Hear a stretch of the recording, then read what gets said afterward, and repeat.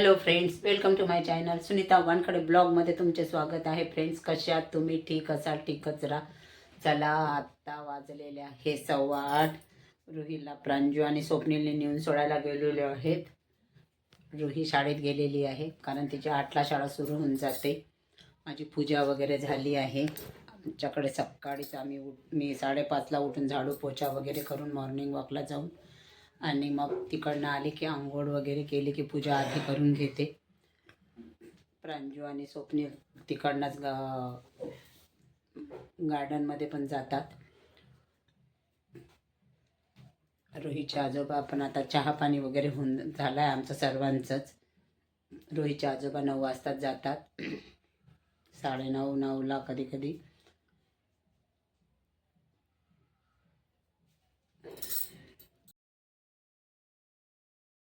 रोहीचे भांडे असे ठेवलेले भरत आहो आता मी.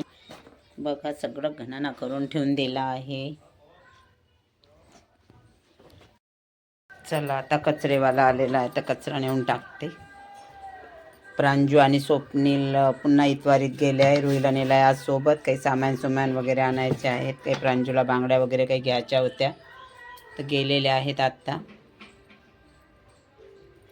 आणि काही थोडं सामान राहिलं होतं कारण त्याने त्या दिवशी काजू मनुका वगैरे सगळं आणलेलं आहे लाडू बनवायसाठी, मेवाचे लाडू. पण आता थोडंफार काही खोबरं किस वगैरे कमी असल्यामुळे गेलेले आहे सोबत इतवारीत.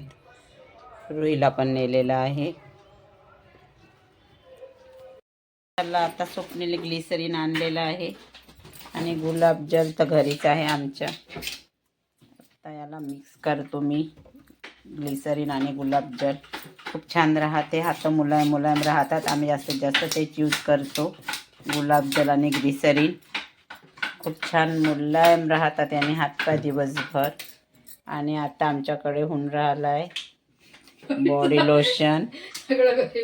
लोशन तयार होऊन राहिला आहे. तयार करणारे काय आहे काही त्याच्यात समजून नाही राहिलं आहे. आता काय वेही अल्विरा आणि याच्यामध्ये खूप सारं आहे. मग तुम्हाला मी नंतर डिटेल्स देईन तयार झाल्यावर. हे बॉडी लोशन तयार होत आहे घरीच. आमच्या अल्विरा खूप मी लावलेला आहे, तो अल्विरा तोडला यांनी. आणि आता हा बॉडी लोशन तयार करून राहिला आहे. रुई,